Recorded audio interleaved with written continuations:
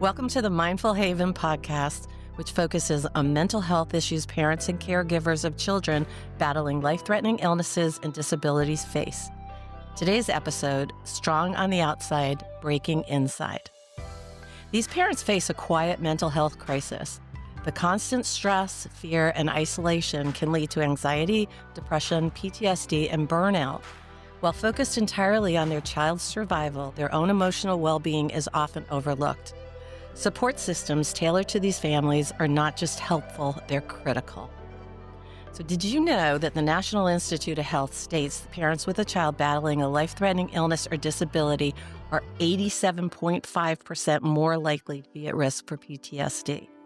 In addition to PTSD, there's some major mental health issues they also face, and those include chronic stress, anxiety disorders, depression, caregiver fatigue, guilt, social isolation, marital strain, and financial anxiety. It's unbelievable. It's a lot. It really is. So joining us today is Diana Gelfand, therapist and the founder of DLG Therapy, a virtual therapy practice supporting parents of children with medical needs, children and teens with medical conditions, and foster and adoptive families.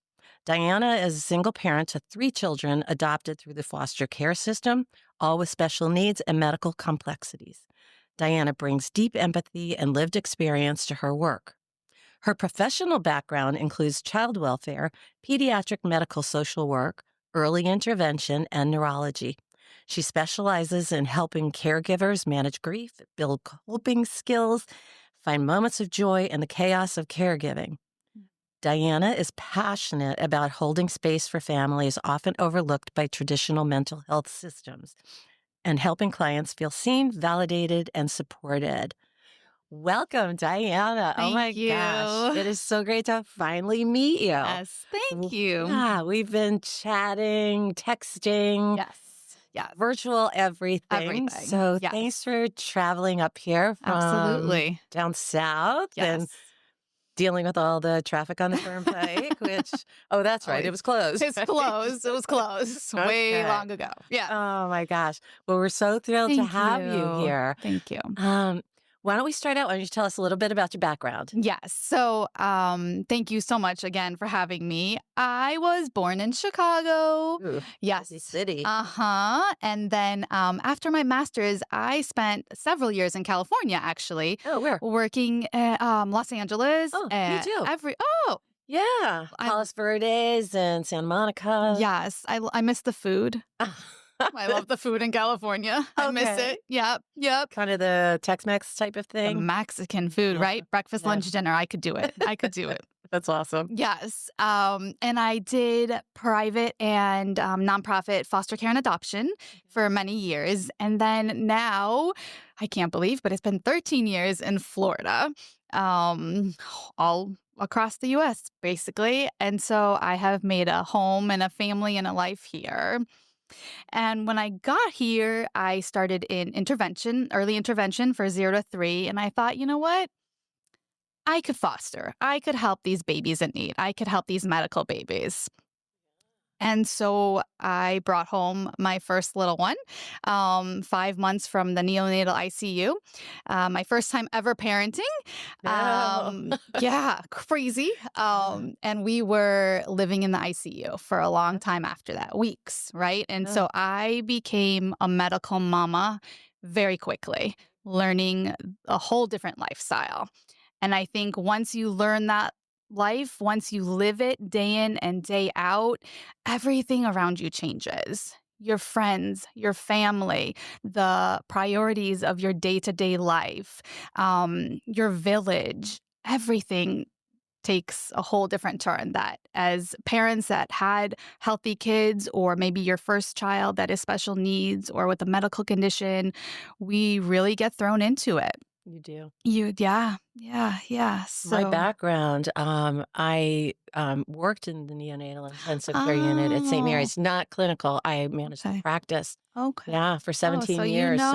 You know that yeah. neonatal. Yes. Yeah, that's tough. Yes. Good Yes. for you for adopting a child out of there. Yes. There's so many, Yes, there are. especially with medical needs. Yes. And I felt like I don't ask, but I'm like, you know what? 8 months home with my first, let's bring home another one to help. Oh my And I gosh. told my agency, give me a few months. And they're like, oh, we have a 1 day old. And I'm like, oh my God. Don't tell my parents, but I said yes. So I brought home a 2.5 days old from the NICU as well. And then fast forward a couple years later, I brought home another baby who, a little different scenario. He was unfortunately being starved. And he came to me at 11 o'clock at night in my patio and said, by an investigator, thank you so much. Good luck to you. Yeah. And here we are. I am single by choice of 3 amazing superhero adopted kids. Oh, So I have lived this life for many years as a right. result. Right. So you said a few things that I thought were extremely interesting because what you go through with your children is very similar to a lot of what the Chasing a Dream families go through. Yes. So, a lot of the children that we take care of have lifelong disabilities. Right. It's not just an illness like, let's just say, cancer, where you have an end date, hopefully, 2 years, 3 years. Right. You're living this, and your tribe changes, right? Yes, Like as a absolutely. single person, your Yes, life was a lot different before you brought home absolutely. your first child, which it Yes. is to anybody. But adding on a medical Yes, condition just changes the whole dynamic. absolutely. And the trajectory of your whole entire life, to be honest with you, during, after, the, post, everything changes. And I think that's why, I'm 2.5 years into my private practice and I opened it because as a medical parent, I found a gap in services. And that was that unless you are going through this journey, unless you are on this path, at no fault to anybody, you cannot understand this life. And so I found the need to open a practice as a medical parent, as a special needs parent to another one, and give these parents somewhere to feel safe and validated and go. Absolutely. That's really wonderful what you're doing. So, um, talk about what specifically some of these families are going through. I know we, touched on financial issues, um, Mhm. depression, isolation, alcoholism. Right. So, um, yeah, let's talk about that a little bit. Yeah, so, it's what they carry, right? And it's you as a parent, you see your child and you're like, "You know what? Something's wrong. Something's wrong." So what happens? You go to a multitude of tests with your child. You get hospitalized. You're having anticipatory grief like something is happening and you don't know what it is. You go through the stress and anxiety and the depression. And at some point, you say, "Please, please help me. Something is going on with your child." And I'm going to tell you that parents' gut is usually right. I'm a firm believer your gut is right. And at that point, you're handed a diagnosis, right, for your child. And there's really no time to process. There's no time to have to get to do anything. Now you got to get to work. And so you're thrown into something that you weren't ready for. No time to prepare. And you have the feelings of that mental duress and that's post traumatic stress and acute stress. Um, so as a parent, you put on many hats, right? You're now an advocate, you're a case manager, you're an insurance negotiator, you're a nurse to your own child, a teacher, a therapist, uh, a researcher for treatment and cures per se. And at the bottom line, you're still that parent that is struggling with your own mental health because there's no time. Right. So that's it, time. There is no time. No. And what I've seen is there's a lot of services available for a child while they're in the hospital. Hmm. But once they are either finished with their treatment or if it's a lifelong disability, there really are no services available. If you have insurance, you can get the, X amount of therapies. But Yes. what I've seen with the moms and dads is while they're going through this treatment, Mhm. they're not focused on themselves, obviously. They're focused on their There's no way. child, right? Right. Yeah. Right. Families are falling apart. Yes. You might have lost your home, your car, Right. your job. Job. Well, Right. yeah, right. One How do you parent has work? lost their job. Right. Yeah. Right. And so for years, you are focused on your child and all of this, you're in fight or flight, right? Yes. Yes. Every And day. then it's over. If you're a child with, there is an end in sight. Now you can breathe, right? So you exhale. And now the world, because you've been in fight or flight, now the world comes in on you, right? Right. And Right. that's when everything happens. And let's say you were getting services in the hospital or through any services council, you don't Right. get those now Right. because the You're on your child's own. considered, Yeah. okay, fine, child's cured. Yeah. But if it's a lifelong disability, still, there's nothing, right? There's nothing. And now you don't know what to do or where to go. And that's what I was seeing. Like at Chase and a Dream Foundation, we were seeing so many families breaking up, Mhm. plus they Right. lost their homes, cars, everything like that. But families were breaking up Right. and the kids take their cues from the parents and Correct. the siblings are all, they've had such trauma Yes. and now they're just floundering Right. and Right. really like the depression, isolation, alcoholism, Right. drug addiction, anything, the coping mechanisms don't Right. work anymore, right? Right. And where do you go? Where do you go? Yeah. And that's the thing is that we are, like you said, Lori, there's support in the hospital, and then you're like, okay, see you later. And then you're left. You're left. You're left in isolation. You're left alone. You're afraid to reach out. You don't know how to reach out. You're left in the home where not only does your child who went through treatment, say, have trauma, but the rest of the siblings, your own other kids also have been through this trajectory of just very difficult situations. And then you as a parent, whether you're single and doing this on your own or with a spouse, you're projecting your feelings onto each other in front of the kids. You have no coping skills because you've been in this flight or flight. So for so long, you're really left just what now? What now? You've lost yourself. You've lost yourself. Right. And you probably don't have a support network anymore either, right? You probably lost it, unfortunately, or it's changed, right? And so it's smaller or it's not reachable close to you physically. And, maybe it's a text, but your whole village, if you even have one, has changed or gone away because of the change in your life. Right.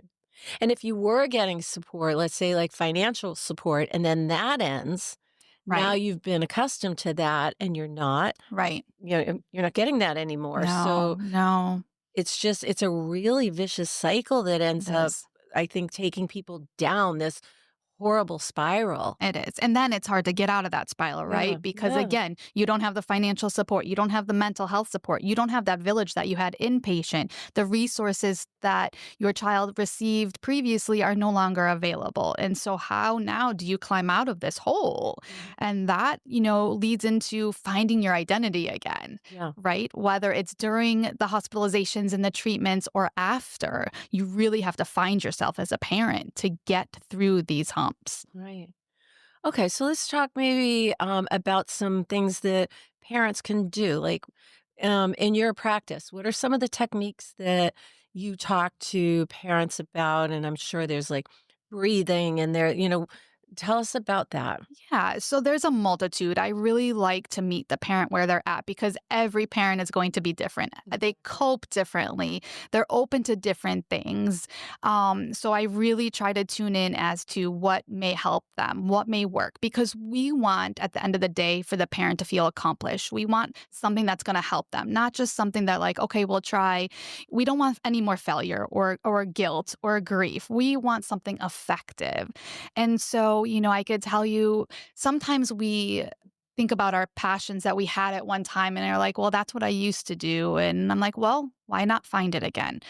This week, between the session today and next week, you love to bake. I want you to bake a cake.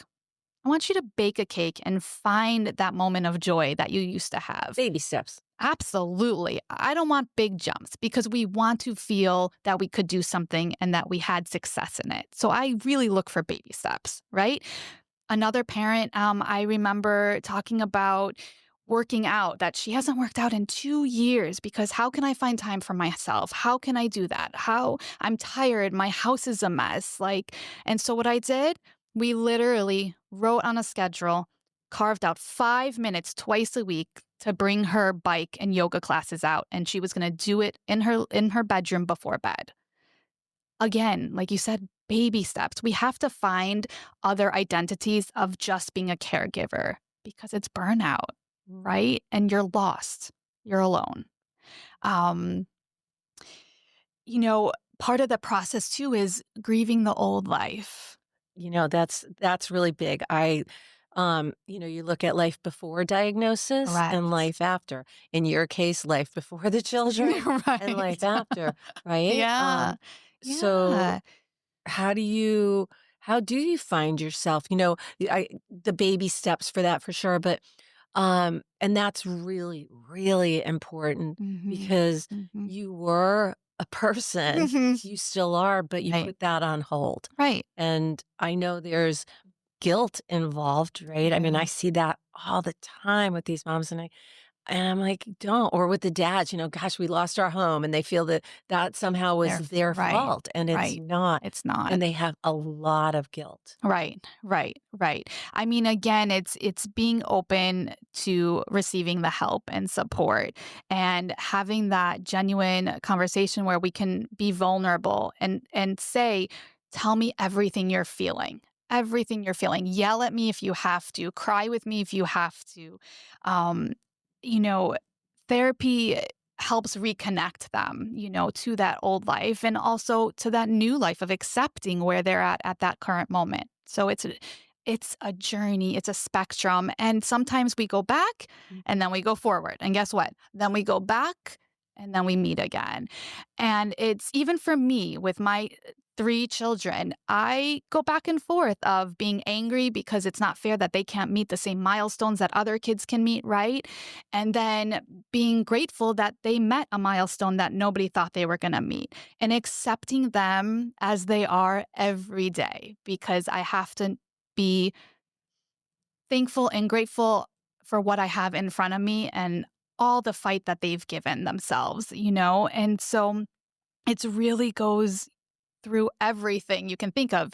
A lot of times people think of grief as just death, right? Yeah. But grief is not just death. No. It's not. It's a whole trajectory of all the stages. And like we just said, we can go back and forth. And grief is getting a diagnosis. Grief is realizing your children might be different than other children. Grief is maybe accepting that at some point our child might not be here any longer. And it's also the after effect of after a child passes, reimagining a life, Yeah. you know? Yeah. And that's one of the hardest thing. Like, Absolutely. no parent should ever have to bury a child, but the reality is, that is happening. Right. And we see that, but Right. how do Right. you go on from there? And so Right. therapy again becomes something that is monumentally important to these Right. families, Yes. and it's Yes. not available. It's not available. And Yeah. my goodness, again, when I found this gap in services as a parent myself, I'm like, this has to change. But you're Yes. up against a huge system, right? Like I am just Sure. me. Um, but there's so many barriers, right? And so Let's let's talk talk about about, those. yeah. Exactly. Let's Sounds talk good. about Let's those. talk about them because it's really important to break down these barriers so that we can get these parents treatment. Yes. We can get them help. Insurance, right? So, like you were saying, sure, the parent may have insurance, but A, they're limited to sessions. B, they're limited to location. C, there's a copay associated with potentially every visit. D, E, F, G, finding a provider, right? Finding a provider with lived experience or somebody that like you were in the NICU, so you have that background. It's finding someone they can relate to because these parents Yes. need someone that can understand their daily battle. Exactly. That is a huge, huge part of it. I Yeah. mean, I know that I've spoken with several people, and I don't think I would open up to, the majority of Right. them. I know when we met, it was just, it was, instantaneous. You have that um, trustworthy component to you and likability. Right. And you're currently providing counseling to several of our families, and they Yes. all say the same thing. And so that is important. Right. I Right. mean, I remember trying counseling when I lived in California, and it was just, it didn't work.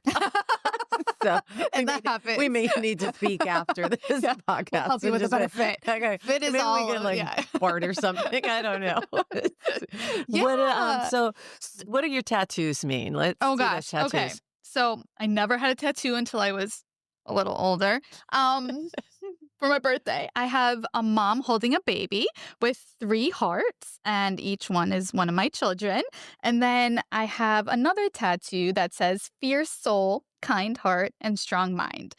And I got this because sometimes as a parent, I need to be reminded about who I am or how I should act or what my life on a daily is. And so it gives me a little bit of reminders to say, you know what, Diana, you love deeply. You advocate, you're strong, you love hard. And just remember that on a daily when you're really struggling sometimes, because life as a special needs parent, life as a parent with children with medical complexities, life threatening, it's not easy. It's not easy. And, we go back to talking about some of the barriers, and I could tell you, some of the barriers to our moms that we work with is that how do I even incorporate therapy in my life right now, right? And Oh, so I do virtual because convenience, right? And is it as good as face to face? Sometimes, yeah. Sometimes it's better, and the connection is better because it's about the client and what the client wants. But I'll tell you too is because of what I do, I can have a mom sitting on the couch with her baby that needs a G-tube feeding right now, right? Like, so we make it as convenient as possible so that they can still access services. And for moms, they're like, really? You'll meet with me at 9 p.m. after the babies go to bed? yeah. Yes, I will. I will, because I know that lifestyle. Right. And it's important that your needs are still met no matter what your day looks like. Exactly. And I think that's very important, especially like you said, their lives are not on a, 9 to 5 whatsoever. They're in the No. medical appointments and the feedings and just the medicine in general. Right. So yeah, I think virtual for that is, and we live in a virtual world now, We right? do. I We mean, do. who would have Crazy. ever Yeah. envisioned this? Right. Yeah, Yeah. I think we're all blown away from that, right? Yeah, absolutely. So one of the things that um I think with moms, I just went through this course, and I'll talk more about that in future podcasts. But one of the things that we did every day was gratitude, and not just gratitude. "Ooh, I'm glad I woke up and the sun's shining." Well, okay, yeah, of course that, but Yes. to really do a deep dive into what you're grateful for, because you can wake up in the morning, and I'll look around my room and there's, my son's picture. And of course, I'm, grateful for him. And there's, my dog is, on the other pillow. And, and I'm Family grateful for, member. I know, Yogi. Absolutely. Yeah. Yeah.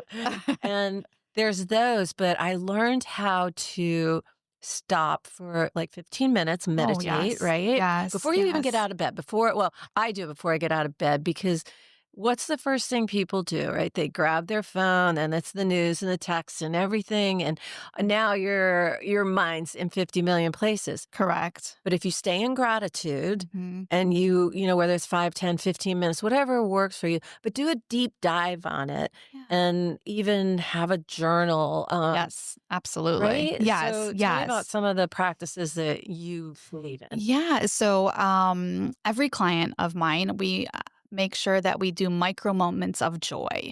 And sometimes it's really important to find something e- joyous when you're going through it, right? And so actually my friend Bailey taught me this. And she said, "You know what? Every day as special needs parents, we are going to keep a journal, a shared journal, and we are going to share our micro moments of joy." And I'm like, there's no way. There's no way. And we have every day, we have to share our micro moments of joy. And so I brought that into practice because again, we live in sorrow, we live in grief, we live in depression and post-traumatic stress. And so I really want to bring that out to show that there is something every day that we can recognize and we explore that. Another thing we do is that we have a good moments jar, and no matter how bad or how difficult our day is, you have to find something to reflect on that day and put it in your jar because it's hard. It makes us work, Yeah. but we need to work because we have to find those moments too in all of this. Yes. We have a one of our warriors, Jamie, and she had brain cancer, and she's just this amazing, amazing young girl. And she gave me this jar, and she bedazzled it, Of and it's course, you so gotta have great. everything Oh bedazzled. my God, it's so Yes. cool. It seriously is. And then on the outside, it had something attached, and it had these little slips of paper in there. I didn't know what it was. And she was Ooh. like, once a week, you take out one of those pieces of Oh, paper yes. and put in something that made you happy. And then on January 1st, Oh you my dump them all goodness. on the counter and you go back over your year Yeah. and just see the happy, Butterfly. Yeah. right? I mean, how cool is That's that? super cool, and I love that. I Yeah. absolutely love that, and I think the other side, and I remember, in interaction is, we talk about happy and finding your moments of joy and reflection, but there's the other side of that therapy too is that, some are like, "You're not gonna change the outcome of my child's diagnosis. You're not gonna what is therapy gonna do for me?" And you know what my response is? "You're right.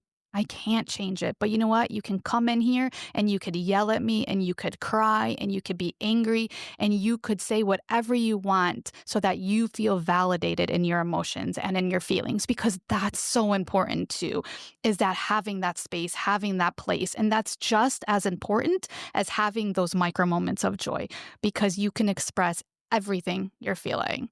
And I remember a mom, she's like, I've never been to therapy. I'm not going to therapy. She used some choice words, which I don't know if I could use here. But I'm like, you're It's right. open. Okay, Open great, mic. great, great. And she said it. She's like, F therapy, F you. And I'm like, you're right. F therapy, F you. And I effing can't change your child. But what I can do is sit with you for an hour and get all of that emotion out. And you know what? She's been with me a year and a half, and she has never missed a session. This Wow. resistant parent Wow. that has a terminally ill child. Right? And here we are saying, Yes. never, never, never. So, I think giving the opportunity to these parents to get therapy, to Mhm. have it available it's critical. It's absolutely critical.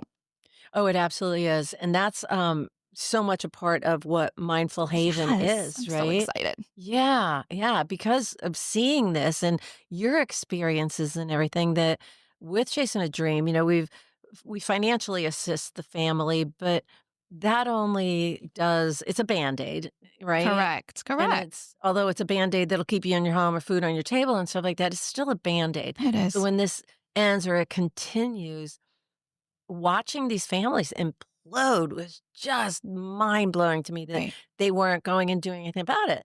And then Hmm. reality, they'd be like, "Well, what do you want me to do about it, Right. Lori?" And I was like, "Well, get therapy." Like, "Come on, doesn't everybody get therapy?" And they were like, Right. "Yeah, you can't, Yeah. right? What, Right. $150, $200 an hour? Well, they're not gonna do that." Right. And they don't Right. have insurance, and their marriage is already breaking down, and they don't like you said, There's a million and one reasons why not to do Exactly, therapy and to add exactly. something to their plate. They're like, Yeah. whoa. Yeah.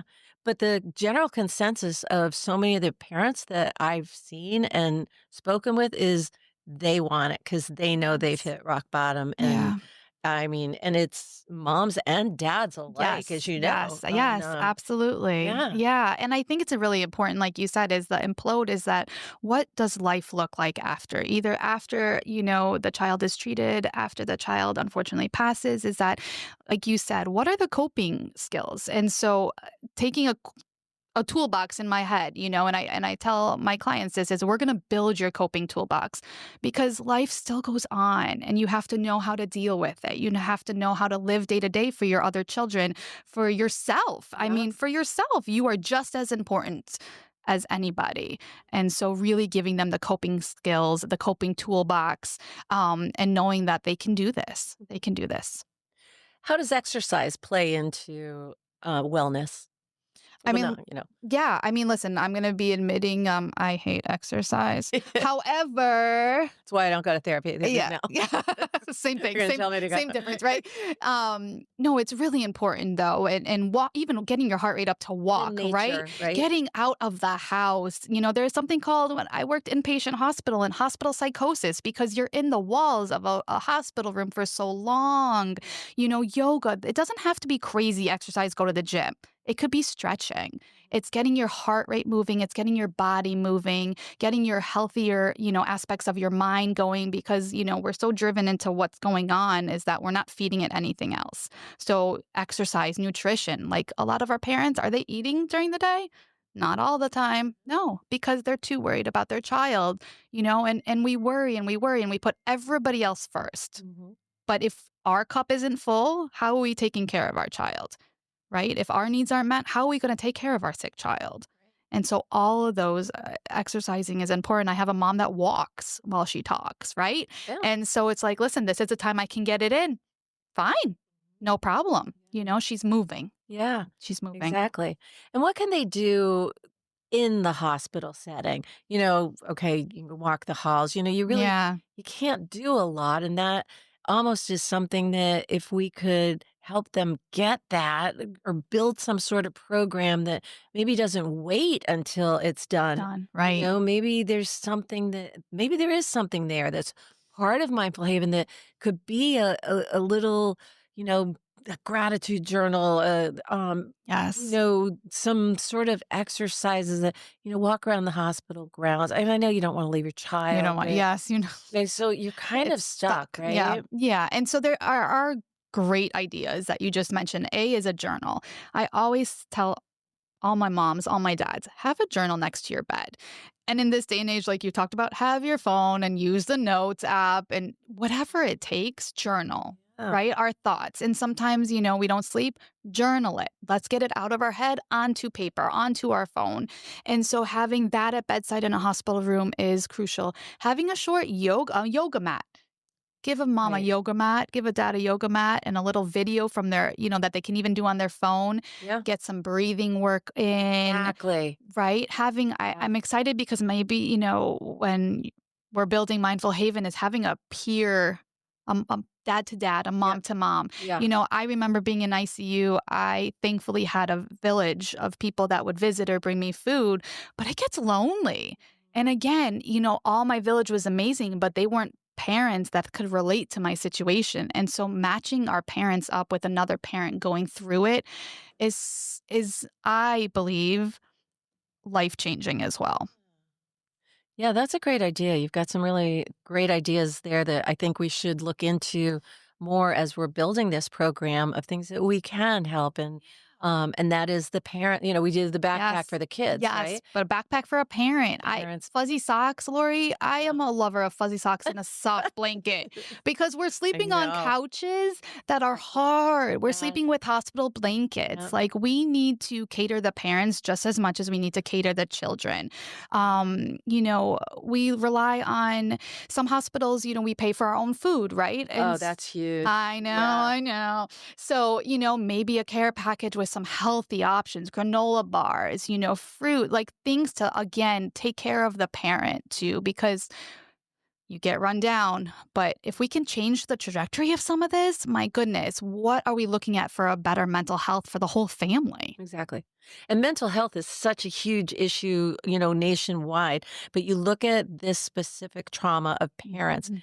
um, or specific mental health issue for parents, I should say, and it all goes back. It's trauma, It's right? So trauma. trauma could be anything. It could Absolutely. be what our families, the parents are going through, but it could be, the child has trauma for sure, right? Absolutely. So I think if you look at the base of trauma here, Hmm. and Hmm. through that is how your practice, I would assume, is you're dealing with that trauma, right? And then Absolutely. how to live with With and it. through that Right, trauma, right. correct?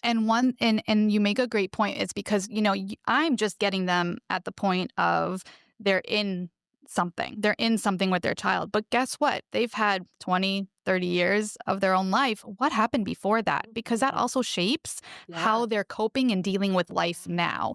And I'll tell you, a lot of, my clients, a lot of people, a lot of parents, we have something before this that may impact how we are doing now as a parent to a child with a medical condition.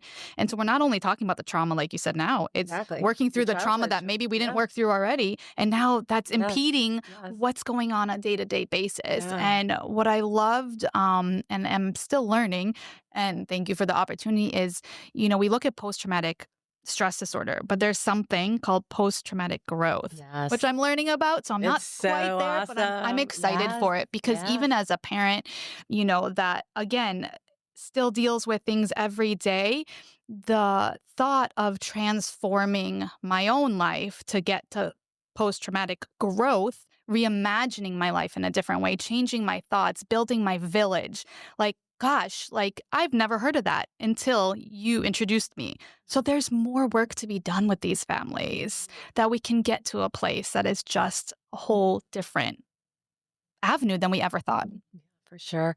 Yeah, when I was introduced to post-traumatic growth, I mean, that's a whole new, that Yes, just opens up possibilities, doesn't absolutely. it? Yes. And we will be building a program based on post-traumatic growth. That's what Mindful Haven will be.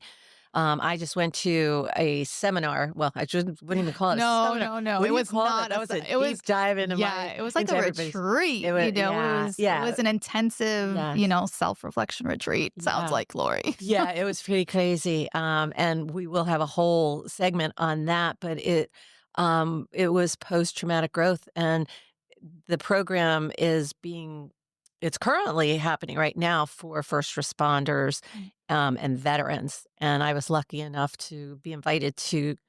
That's lucky enough. I don't know. I don't think I've ever cried so much in my whole Oh, life. oh boy. And yes, and you go back to your traumas that made you the person that you are Right, today. So right.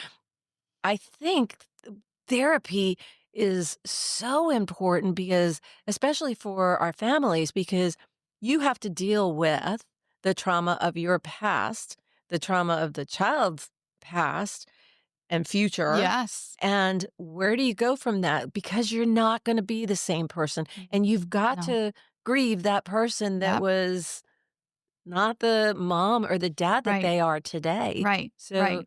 that in the growth part of that, I love the fact that it's not post-traumatic stress disorder, right? It's Yes, yes. post-traumatic growth. Growth. It's Yes. a positive, It is. it's showing that there's a light at the end of the tunnel, right? Yes. Yes. There's options. Yep. And it's hard to go through it because it's all Yes. disclosure. It's all personal reflection and it's trauma. Mhm. And we all have trauma All of us. unless you're like, I don't know, you've been living in the No, I don't bubble believe in it. I'm sorry. Iceland or I think something. I don't everybody know. has to have You drama. have to, No, right? no, You right, do. right, I think it's just the level of it right, and what coping mechanisms right. you were taught. Like Absolutely. I never did meditation or yoga. Well, I'm not big on yoga. I mean, I am. I just never. We won't talk about me. That's a whole other. It shows that we all have different, outlets to use, and one is good not Yes. for the other. Yeah. Yeah. Yeah, it's finding what works for you. That's the bottom line. Exactly. It could be paddleboarding. It could be Yes. walking. It could be Yes. music. It could Yes. be whatever works for Yeah. you, for sure. Absolutely. Yes. Yeah. Yes. So tell me some other ideas that you have for the patients and for Mindful Haven. And I put you on spot. Yeah, absolutely. Hold on here. Let me think. No, I mean, building a village of parents. I think again that village is more critical, probably to anything else except therapy in your life as a medical parent. It's yeah, finding another mom that human can touch. understand. Yeah. Yeah. Peer mentors almost you think about like mom to mom, dad to dad. So I would love to see, a support group. And again, in person and virtual, right? To have that human touch, to get that hug that sometimes you need, and to have it accessible on a virtual level. I think Lori and I have some planning to do, but like a weekend retreat so that it's accessible. You're not taking off multiple days. Maybe there's childcare options, but 2 days of just, really going deep. Yes, And because you need that. you It need can't be it. a couple-hour seminar. It can't be even a No, day seminar because no. you've got to do the deep You got to dive do the into hard that. work. Yeah. Yeah. Because Yeah. otherwise it's not going to go anywhere. Nope. And you have to be wanting it and open to it. But I think there's a whole, avenue that hasn't really been explored for this. And that's why I'm really excited because this is rare, but it's so critical. It's a safe space for these families. They're up against medical professionals. They're up against insurance companies. Like they just need people to relate to and to have an open, honest, validated conversation. Respite, that's a huge issue. A challenge is, nobody can take care of my child. I can't even go to the grocery store. And so maybe in the future, culture, even going to the grocery store could be a huge coping tool. Right? Going to Walmart, going to Publix, Yes. filling up your car with gas. If there's outlets for that, if there's resources for that, that's another huge, huge piece that I see is that I get no reprieve. I get no relief. I get no respite, and so that direction, um, just really taking care of themselves. Yeah. Self-care, self-care. No, absolutely. And that's, with Chasing a Dream and the Mindful Haven program, well, any of our programs really, if you would like to get involved, just go on our website, Absolutely. chasingadream.org, and you can sign up to volunteer there. Perfect. Donate is huge. To build this program, we've set our goal at $500,000 to be able to get the facility that we need, be able to have the therapists we need, do the retreats we need, and they are crucial. And in order to do this, we definitely need you guys' support. But you had said, one of the things I really liked was give yourself permission to get help. Yes. And I think that's so important because I think we're afraid to take care of ourselves. And by the time we get to the end of this journey, we've forgotten, and it's like, I don't know. I don't know that I can give myself permission to feel or to break down, because now you look at me as one way and I'm afraid to break that glass because I think it'll shatter. Yeah. And you've been like that for so long, right? In your child's journey. And again, what's our culture? There's just stigma to this still. But our culture is be strong, be strong. I can do it on my own. I can do this by myself. I can do it with no support. I just have to be strong. I can't show anything. But that's the opposite, because like you said, you're going to break. It's just a matter of time.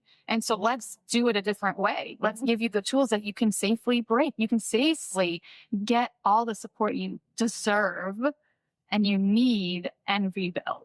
Yeah. It's really, really crucial. Yeah, no, I totally believe that. So what are some takeaways from today, which has been totally awesome? I'm just loving this conversation. I feel like we can go on forever. Ever. So this is where my passion comes in.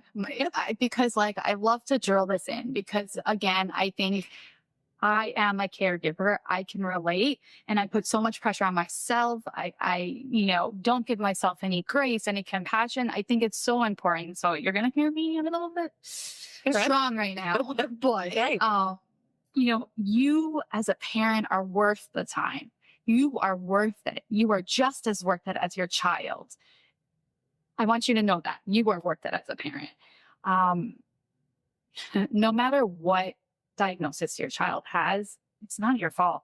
You didn't cause this. You didn't create this. It's nothing you did. At any point, in utero, after, it doesn't matter. This is not your fault. It isn't. There's no way it can be your fault. And it's important to know that. I think this is my favorite statement to say it. And people are like, what do you mean? I'm like, it's okay not to be okay. You have to give yourself time to cry in the corner, cry in your bed, have a bad day. I think again, like you said, we try to be strong and put on this persona so much, and we're breaking in the inside, right?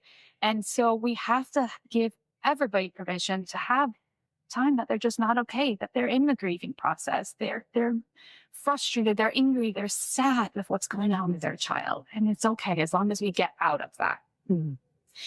Like I said, give yourself grace and compassion. You do more every single day than you'll ever acknowledge as a parent, especially because we just do. We do. Strong is reaching out for the help. That is being strong. Yes, it is. So it's important to know that strong is acknowledging what you do every minute of your day when a child has a life-threatening illness. It's hard. Acknowledge that. Yeah. Strong is seeking out the support as therapy, building this Mindful Haven. Strong is going to these offerings that Mindful Haven will have. There's space in this story. It's not just about your child. This is about you too. And you matter. Your life matters. It's just so important that you're part of this. And I guess lastly is that you don't have to carry this alone. I'm here. I see you. I hear you. I live it. Lori, Jason, a dream is building a program that you will have a whole village to support you. You are absolutely not alone. And those are my passionate words, because I really, this is my passion, is these parents. And you could see this as your passion, Diana. I mean, it's so amazing. I mean, people like you are amazing because you give the tools necessary so that, yeah, you can break. It's okay to break. And it's really, really important. And this program is so important because if we don't build this program, how are those families going to be okay? How are the children going to be okay going forward? Because if mom and dad aren't okay, then they're not okay. And it creates this cycle. And then there's, you're just having more generational anger and depression and drug addiction and alcoholism and everything like that. You have to break the cycle, but you have to do that through making yourself whole again. And even whole through disability, right? So it's not just let's say a cancer diagnosis that in 3 years now your trauma is here. And that is horrible, to say the least, what these families had gone through and are going through. But a family with a child with, let's say, heart disease or something, brain injuries. Oh my gosh, spinal cord injuries, genetic disorders, these horrible chromosomal seizure disorders. I mean, this is their life. Right. And they're imploding. And I know them. I see them. I work with them every day. And that's so Mindful Haven is so incredibly important. Right. These families have to have that outlet. And I'm so excited that you're going to help us build this program. I'm excited for where it's going. I'm excited for what we can do. Absolutely. And hopefully with donations and grants that we're going to be writing, it's too important to just let it go. No. And it's not being done. No. And that's the sad part, right? It's not being done. No. And it's critical. Like, it's life altering. I promise you this will be a life altering that you're building, because I can see it. I'm in it. I have worked with it. I absolutely have all the faith in this, because it is absolutely required for these families and deserved. Deserve. Not even required. Like, it shouldn't be a requirement. This should be something that's just part of your journey as a child. And, my children don't have life-threatening illnesses right now, but I will tell you they have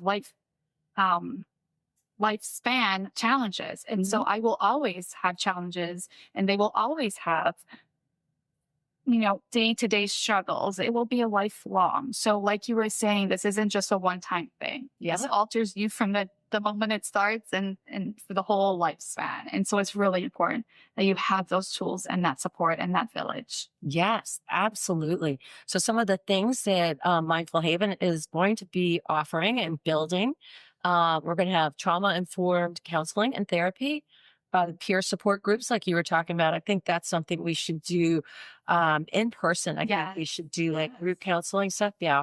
Mindfulness-based stress reduction, huge. Yeah. And there's so many people in the community too. So if you've got like a yoga business, or you've got, meditations, or you've got a retreat that, you want to anything, we're open.